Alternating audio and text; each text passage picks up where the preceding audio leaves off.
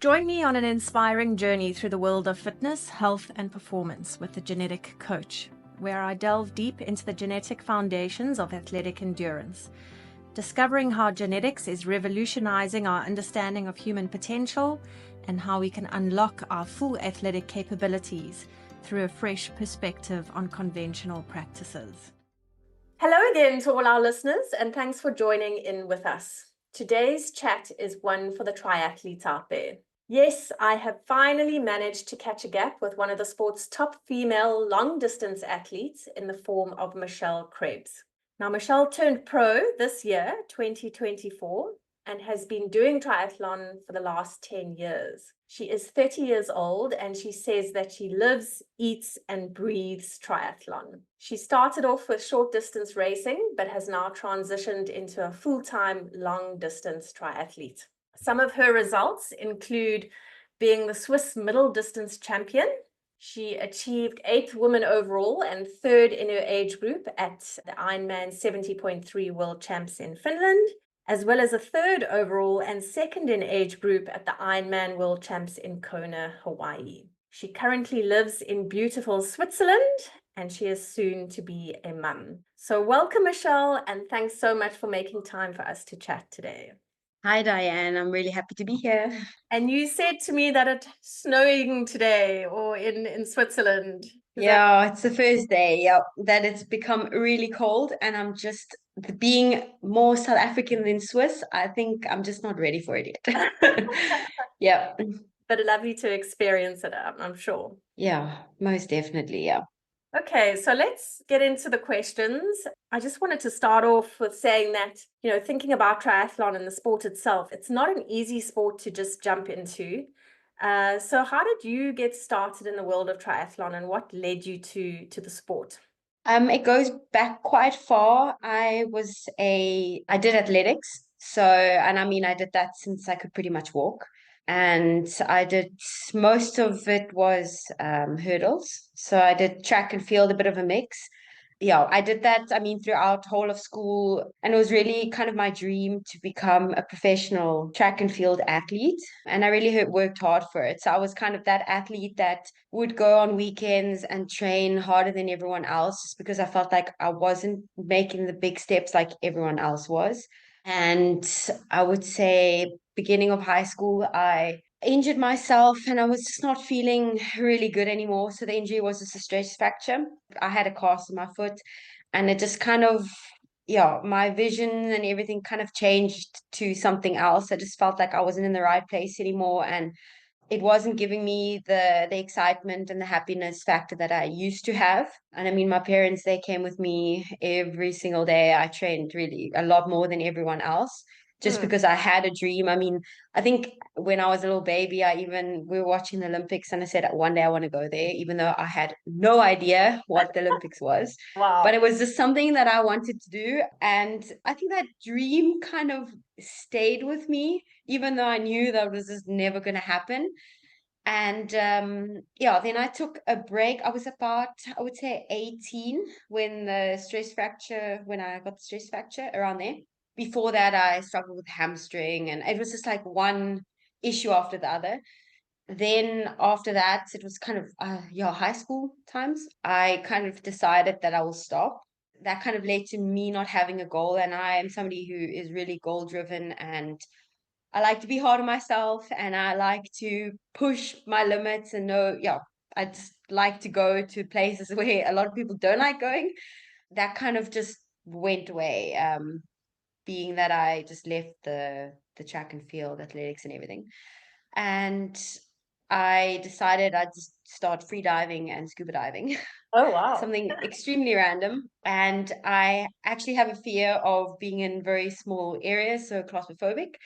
And I say to myself, well, my next mission is to get over being scared of, getting rid of my fears. And that was like my next mission, and I achieved that. But I was still not there where I wanted to be. I wasn't really happy with just free diving and scuba diving. It wasn't mine. I needed that like endurance, that running. I actually fell into like a kind of a depression soon after, and that led to an eating disorder. Mm. And that stayed for about 2 years.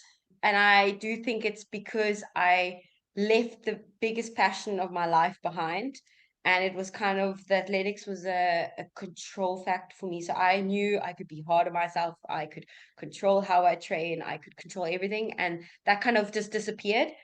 So the next thing I could control was my eating. It wasn't a very nice time in my life, but I started running long distance. I don't know how clever that was at that time. I went to the gym a lot. Yeah, I struggled. I mean, I went to a lot of psychologists, and my parents really suffered, and nobody could really help me. And one day I actually met my first coach at the gym, and he did triathlon, and I had a stiff neck and I needed a massage. So he was a sports massage coach, massage therapist. And he then told me about his whole career and all his triathlon stuff and everything. And if I didn't want to try it, and I said, well, oh my word, no way. I swam when I was in primary school, and I have no idea. I don't even have a bike. And yeah, so it kind of led to him being my coach and me starting short distance. That's how I kind of got into triathlon. I mean, I had to learn everything. I swam with fins for the first half year of training until my coach said, hey, listen, you got to ditch the fins because in race you can't race with fins, and you got to race in like a month. So we got to ditch that. Mm. And yeah, that's how it kind of led from a kind of a sadish story to something really beautiful, because I think I'm more a long distance athlete in general, and I just didn't know that in the beginning. The short things were just not for me. The athletics, the 200, 400, it was just not meant for me. Mm. And I have that endurance. And I think it takes time. And I think people, when they get impatient with not knowing what they want to do in life, I think it takes that time to be Mm. patient with yourself. I think you will always find your way. I took part in my first short distance sprint race, and I actually came, I think, third. And that was the point where I was like, I like this. I can do this. This is something I want to do. And it gave Yeah. me much more satisfaction than in athletics, where I maybe came second last. My coaches didn't really care. So interesting you talk about the difference between doing the short distance, maybe higher intensity stuff versus the long distance, maybe lower intensity stuff, and what actually suited you better, because that's very much what we do with the genetic testing, is looking at what type of activity or exercise that your body actually responds better to. And it's so interesting that you bring it up that you, without a genetic test, you kind of just had this natural, inkling of what your body was good at doing. We often talk about when we do genetic testing is that, potentially having that kind of information sooner in somebody's career enables them to find their niche and what they're good at and how to really train their body to get the best out of their body far sooner in a career than kind of finding it out by trial and error, which is maybe what you figured out for yourself, going through that process of athletics, figuring out that, okay, maybe this is not really for me, but then finding your real passion and your real niche Mhm. in triathlon. So it's Yeah. super interesting that you talk about it like that. But when you were in athletics, were you being guided by coaches? Or, I mean, obviously you were at school, so you were under the guidance of probably a school teacher. But were Yeah. you doing much of your own thing of figuring out things as you went along? Because having experienced injuries like you did, clearly something was not working well. Yeah, so I had the school guidance, I mean, when I was in primary school. And later on, I actually had private lessons as well. And I had my dad on the side, helping me with Okay. the long jump. So it was, and I mean, I even at a later stage, once I got really injured, I had a physio that also helped me focus on my weaknesses. I mean, I really tried everything. And it was kind of just like I was taking 2 steps forward and 1 step back each time. It was just like, 1 step forward, 2 steps back. I was just not getting anywhere. And it was Yes. just like, I don't know. It was just having the result in a triathlon gave me that like reward. And I think it was a headache. The athletics was just a massive headache. Mm, Yeah. mm. It just So, didn't make me happy anymore. Yeah. yeah. So you obviously said you met your coach for the first time who got you into triathlon. Did you then start training, with a structured training program, and did he guide you into your races, and how you were dealing with potential issues that came up and whatnot? Yeah, so in the beginning, I mean, it's always a bit difficult because he has no idea who I am. And it's like, what is she even capable of doing? He did train a lot with me. So he kind of could see, okay, she can't swim at all, or she can swim, but this needs a bit of attention or whatever. Yeah, he had to help me find a bike. I mean, I bought a bike on Gumtree. I had absolutely no idea. It's somewhere random place where I got my bike from. Running shoes I always had, so running was never an issue.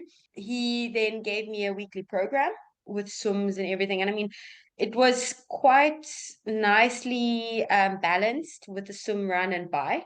Mm. But it was, yeah, he came from short distance triathlon, so the Olympic distance. So I was kind of, that was the way we are going to go. And I actually, in the beginning, said, I actually want to do duathlon because I don't want to swim. And it's not really mine. I can run and bike, but not swim. And he kind of put swimming in as cross training just to kind of test what I'm capable of doing because he obviously Clever. saw something that I didn't see. We did gym, we did everything. And I think I built a great base and that helps me now even. I think that Mm. building that base is so important. And Yeah. I'd obviously at a stage it wasn't really mine, the short. It's kind of the same like athletics. The short distance is just really fast. And I just don't have that. I've got a Yeah. diesel engine. I take my time. But you're endurance based, you're not power based. Yeah, So exactly. you Yeah. spoke about that eating disorder that you had, and obviously, Hmm. as an athlete who's got high demand on the body, having an eating disorder doesn't really help that, does it? So how did you get through that period in your life, and how did you sort of come to the realization that, hang on, I need to do something differently here? Well, during the really hard times, I actually, it's a mental thing. It's absolutely, yeah, you have to be so strong to fight against the hunger, which sounds really bad. But at the time, I was actually studying hospitality and I started work in a hotel. Simultaneously, I started with triathlon. And I think not having that much sport, it was still okay. I kind of survived through it. But when I started with the triathlon training, my coach was quite serious about being or eating. He said, "Look, if you don't eat, I'm not going to coach you. We're not going to do this. We're going to halve your training. If that's what you Mm, want, we'll just do less because the amount that you're eating is just not going to help you get to where you want to be." And I think in the beginning it was really, really hard because so many people had told me you got to eat, and I just it went in one ear and left the other ear. Most important was when I had these long rides, he always like made sure, okay, have you eaten? I'm literally watching you eat now. And it was really hard. It was like I had to force myself to eat, even though I really didn't want to. I just knew after the first race, I knew that if I want to be good, I'm going to have to fuel. mm, And I think that was what saved me and got me out of this eating disorder was the fact that I had this dream again. And I just knew that without food, I'm just not going to get anywhere. And I had times that I felt it. I was flat. I couldn't perform. I couldn't do the training properly because I knew something was missing, and it was obviously not sleep or anything else. It was really mm, just the fuel.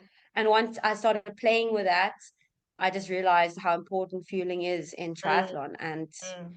It's a yeah, major issue, I think, or it has been for many years and still is for athletes. I mean, I also coach athletes, and I often find that there's such a push and pull between, yes, I'm wanting to lose weight. I've got a certain body image in my mind, and so I'm going to control my eating. But then on the other side, I'm trying to do all this high load training, and my body's just not improving because I'm not giving it the yeah, support that it needs.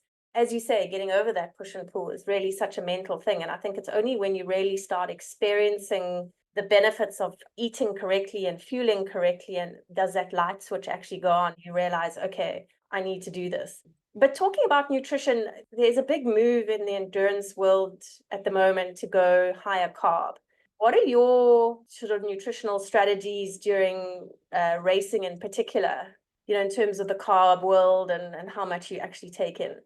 Um, that's always like a fine line, Mm, what you do right and what you do wrong. For a while, I really struggled to kind of get that balance in what is right, because I mean, even today, I still struggle with certain food habits here and there. Like, I think speaking back for what I went through, it was just, you just don't get over it as easy. I think the goal is a lot bigger than the mm, problem that I had. So, my partner, David, he actually gave me some valuable inputs to race day. Even before race day, there were certain things that I'd never do, because I was like, why should I even do that? Until I had a really good race, because I feel I did it that way. I don't know if it's just a mental thing in the end.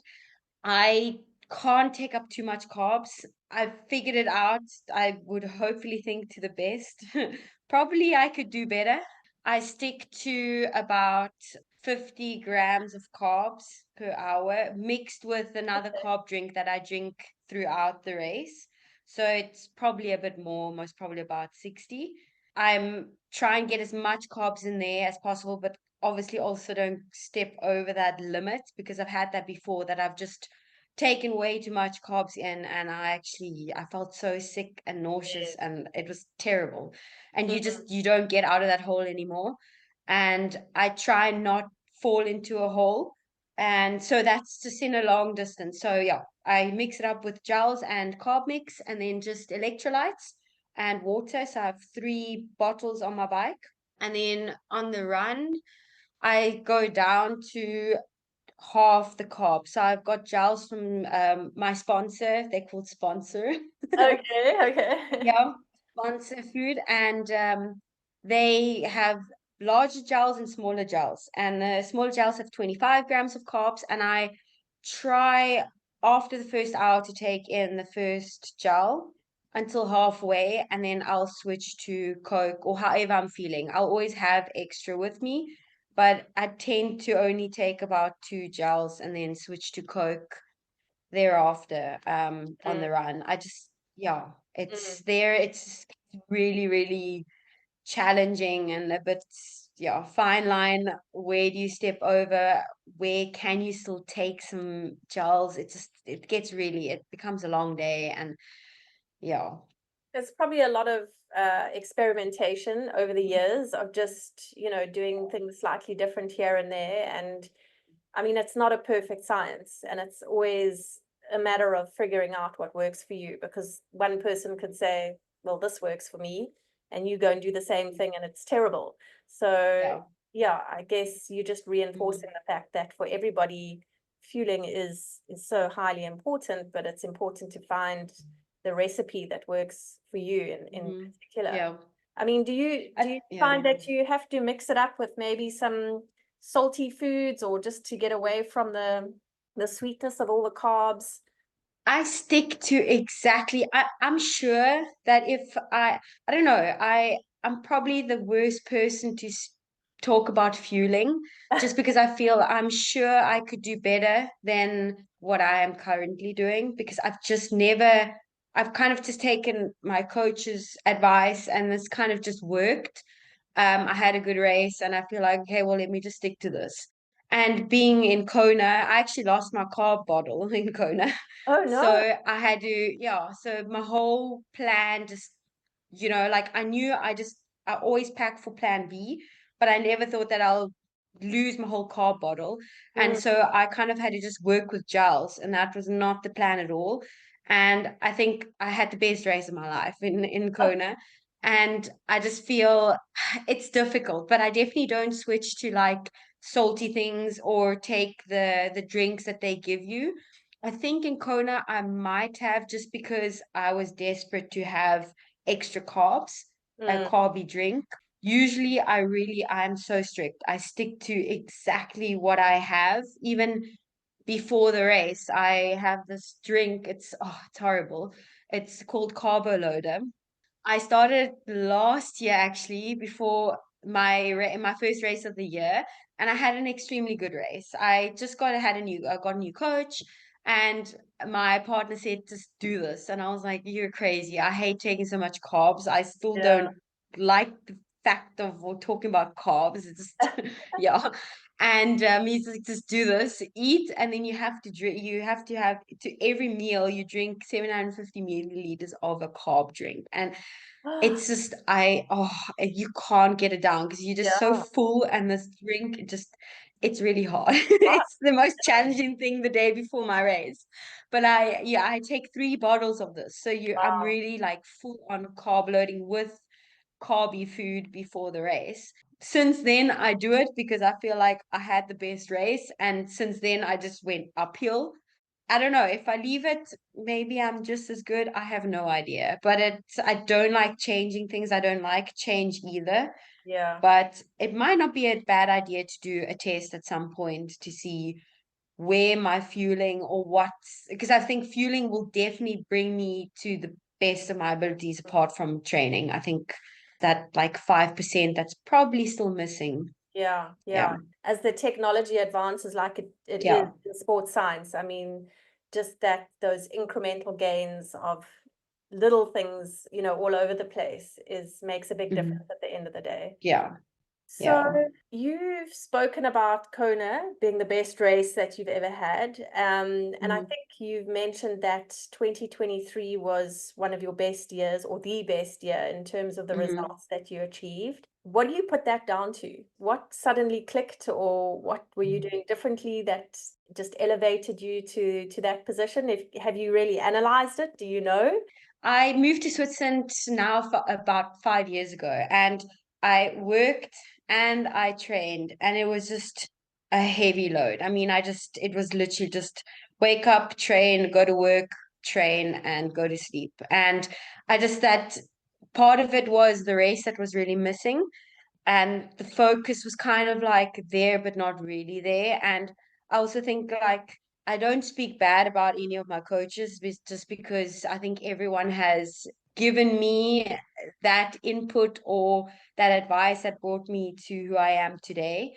But I think a lot of coaches, they kind of have an interest in an athlete for like a year, and then it just kind of like fades away. And I think at that time my coach was really good, but it was like something was just missing.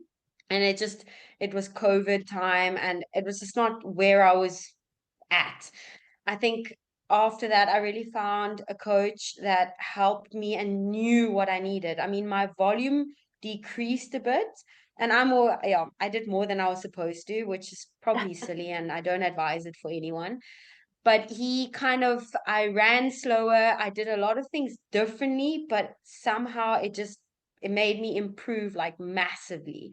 And I think I also invested in a lot of things like doing performance tests and really focusing on one thing. And last year I said 2023, I'm not gonna work. I'm gonna just focus on triathlon and see how far I get, because my aim is to become a professional triathlete, and I want to try and like kind of prove to myself that I am capable of doing it, that I can start as a professional in 2024. Yeah, I think my mind was just where it should be, and it was really like just train, eat, sleep, recover. That was like the main focus. And yeah, I think a coach makes a massive difference. It Mhm. makes a huge difference, really. And I think the support around me really helped. My partner, he's extremely strong on a bike. He did all sorts of races, cycling races, and I joined him and I tried to chase him down. And I think in the beginning when I actually met him, I was super like slow, and I thought I was this like really good athlete coming from South Africa, and somehow it was just not that. I think the level here in Europe is a lot higher as well. Mhm. So the competition and everything, and I think that move here made a massive difference. It was a bit of a reality check, but it kind of made me train different as well. I mean, we've got a lot more mountains, so it's a lot different. And I think that combination, new coach, different environment, a strong partner, strong support system, really made a Mhm. huge difference. Yeah, Mm. that's for sure. Yeah. Yeah, amazing. So talk us through your Kona experience. Were you expecting to do well? Did you have a goal in mind? With my coach, we did have a goal. We did hope for like a top 5. And typical me, I'm always kind of like, I rather say less and kind of come out with a bang, Overachieve. like Yeah. be Pac-Man kind of thing. So I kind of come out and people don't, or come out when people least expect me. I was obviously hoping for a podium in my age group. I mean, yeah, I said, well, a top 5, top 10 would be really cool. That was where I left it because I don't like to put too much pressure on myself. And I mean, the whole experience, I went 2 weeks before the race. It was really, really awesome. My friend actually also qualified. So we went together and we had a really cool time. The first day I was there, I was super jet lagged and I actually had a bike accident. Oh, Really silly. Yeah, it was I jammed my bottle in my back wheel because the roads are quite dirty. And I tried to clean it with my water bottle. It's never happened before. And it just my back wheel just sucked my bottle in. Obviously I was tired and yeah. yeah, wheel blocked and I fell and I had quite a massive like road rash. It was really horrible. It was pretty sore. And I think that did affect my training and the I don't know, we can go back to like the scientific things of how your body responds to like infections and recovering and all that kind of stuff. And that was quite a silly thing that did happen. Maybe that was the reason why I didn't come first. But I'm just kidding. I kind of just closed my eyes and went through it. Training was the first week. I really struggled with training. I wasn't feeling myself. I felt like, oh goodness, this is going to be really tough. The Mm. heat is absolutely insane. The wind is crazy. Yeah, come race day, I was really prepared. My partner was there, had the support system again, and swim went really, really good. And I was positioned, I think, 7th or 8th out the water in Mm-hmm. my age group. We were the second last age group, so it was just like a catching up, massive catching up on the bike. But it was kind of a nice thing for my head. Yeah, lost my bottle, so that was another thing, but it didn't really get to me. Eventually, I just figured out that I was actually in third place on the bike, just because I kind of knew the age groups, kind of saw the numbers, the race numbers, and kind of positioned myself until somebody actually told me I would say about 100 Ks into the race, he said, hey, you're like third or second. And Wow. that kind of gave me a boost, but they already knew where I was just in my, I think it was a third overall. No, third in my age group, exactly. My coach had also told me the last 50 Ks of the race is going to be the hardest just because the wind really starts kicking in there and you get tired and it's hot. And he kind of told me if you've still got something in the tank, that's where you start kicking in. Because a lot of people go out way too fast and Yeah. then that's where they start like suffering. And that's where I should then start kicking in. And Mm. I've honestly never felt as good as I did on the bike, ever in an Ironman like I did in Kona, which is super surprising just because of the heat and the wind. Yes. But I did cool down. I was very focused on cooling, taking in nutrition. That was pretty much for those 4 hours and 53 minutes was Yeah. the focus that I had. And I didn't really care what anyone else was riding, how fast they were riding. I really just stuck to my plan. And Mm. I nailed it. I nailed the watts. We really had this plan and I really 1-to-1. Honestly, Wow. that was the best bike I've ever had. And yeah, came out, I was second lady overall at that stage when I went out on the run. Wow. And it was like a full on high. So I Mm. knew where I was positioned. I felt so great. Probably never had that before. Yeah, a lot of people, the vibe is really awesome. And I probably went out a bit too hard. I heard that the lady that was leading, she was suffering a bit with the heat and walking. So I knew I had a chance to overtake her, but I knew there was somebody behind me, a French girl Mm. that actually won overall. And yeah, so I'll let you drive. I went out a bit too hard. Partner kept saying, like, you gotta slow down. And the race only starts on Queen K. And yeah, it really did. I think I knew that I was going to suffer in the energy lab, and I really did. At the turnaround, it hit a wall, Mm. and that's where the suffering really started. And by then, I was already overtaken, and I knew, okay, I was in second overall, but then it turned out to be kind of a walk run. Then I was third, and I knew I just wanted to keep this position. Like, I just knew I could not give this up. Pretty much fought my way to the end. Don't think it was my best marathon. Okay. I really want to go back Yeah. to prove myself that I can do better. But it was the best time I've ever run in a marathon. Mm. So I don't know. It's a bit of a question there. But yeah, the experience was amazing. I really fought and I knew I gave it my all. And yeah, it was a really special moment coming in to the Mm. finish line. I can And imagine. yeah, Yeah. it was really cool. Yeah. And how do you, I think I read in one little write-up that you wrote that it actually on the run it gets really lonely. You know, you're hurting and like it's been a really long day and you know, you're not quite close enough to the finish line yet to start celebrating. You know, you still got a little bit to give. How do you deal with that kind of dark space of you've come this far, but like you almost want to give up, but you could know that you absolutely can't, and you've got to push through it, and you've got to get to the finish line.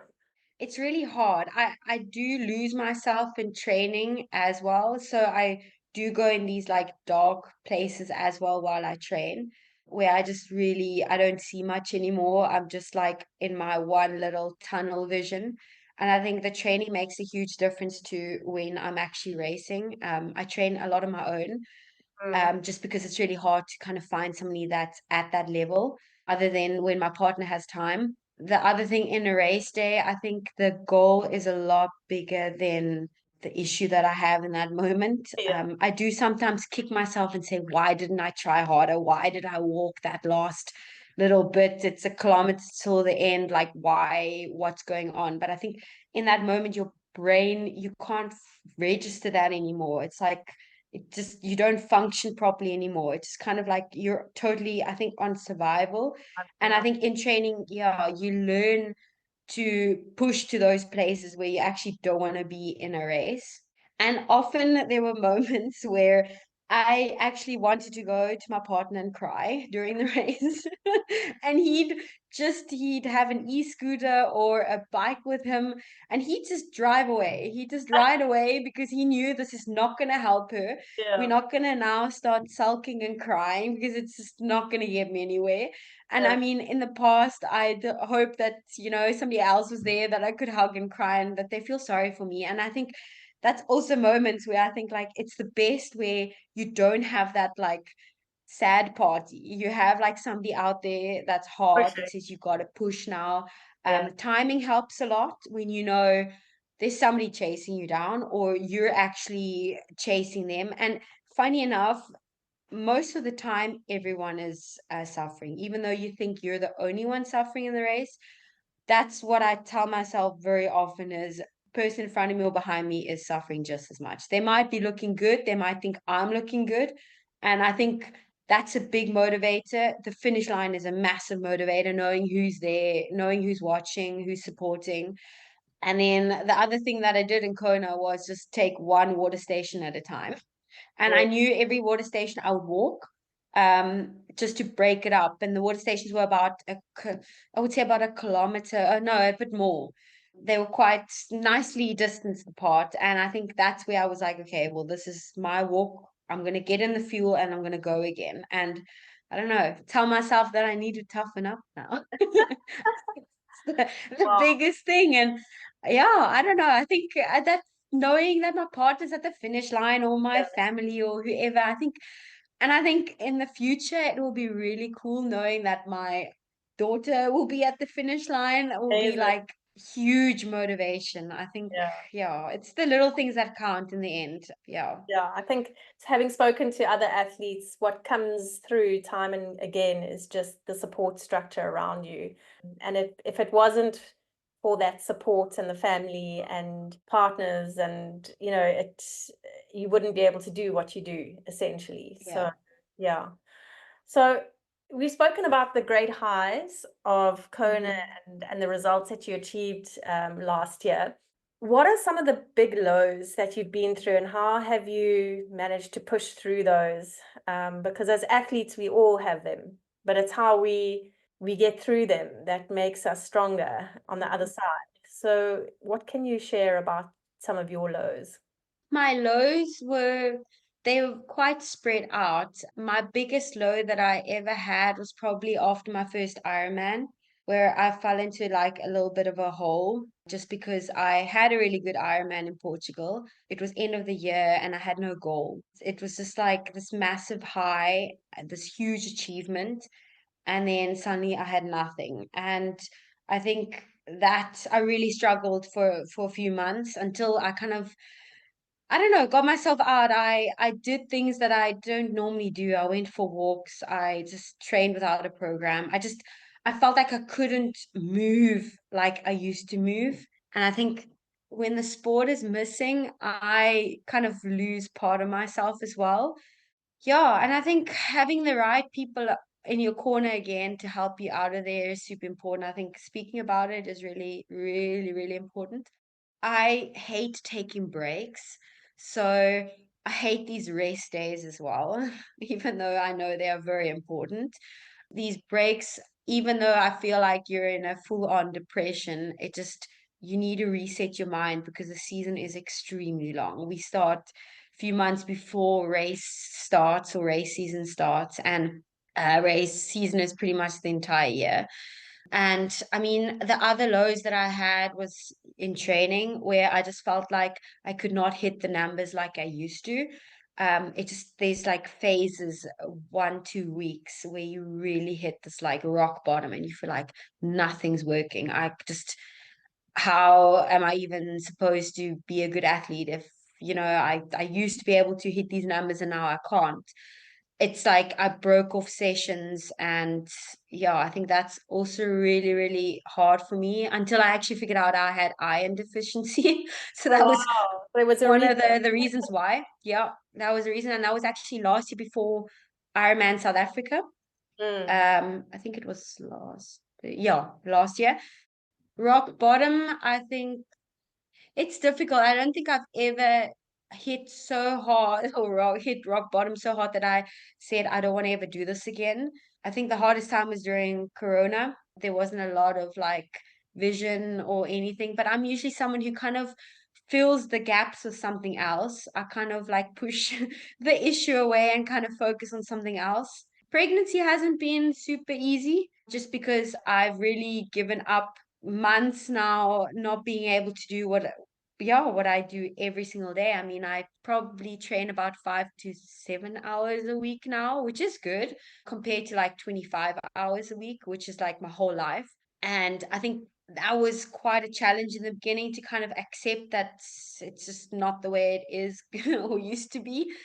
But otherwise, yeah, I think the rock bottoms haven't been as hectic as maybe other people have experienced it, like I said, that they don't want to continue with triathlon. I mean, my fire is burning pretty hard again. Yeah, see that. I Yeah. can see that. I mean, Yeah. I think it's just what you highlight is that it's Mhm. perfectly natural to go through these lows as an athlete, Yeah. and regardless of your level. I mean, if you're an elite athlete or if you just your working mom or whatever who's trying to do a triathlon, or you will have periods where you find the training difficult and it's difficult to Mhm. motivate yourself. But that creates just an extra level of mental toughness that you Mhm. ultimately will need in the event that you Yeah. train. So you Yeah. keep telling yourself that and keep putting one step in front of the other, Yeah.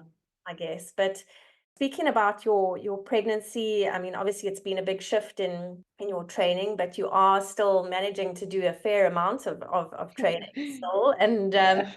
you say you've only got 6 weeks to go till, or maybe less, until you Who meet knows? one. Have you had a coach who's kind of been directing you as to what you can do, what you can't do, or have you just kind of gone with how the body's feeling and what you feel up to? I did have a coach, so my previous coach, and I kind of thought, okay, it was really important to have advice throughout the pregnancy, just because I really want to get back stronger. And I think that's it's like a fine line between coming back and coming back really strong, Mm. and doing it the right way after pregnancy. I think before pregnancy, you have to listen to your body and kind of go with whatever you feel is good, because you go through like the nausea phase where you just can't train or just hopefully get out for a walk or whatever, to a phase that you can't even tie your shoelaces anymore. And yeah, there's some days are better than other days. And obviously my triathlon head and brain and athlete thinking always thinks I can do everything.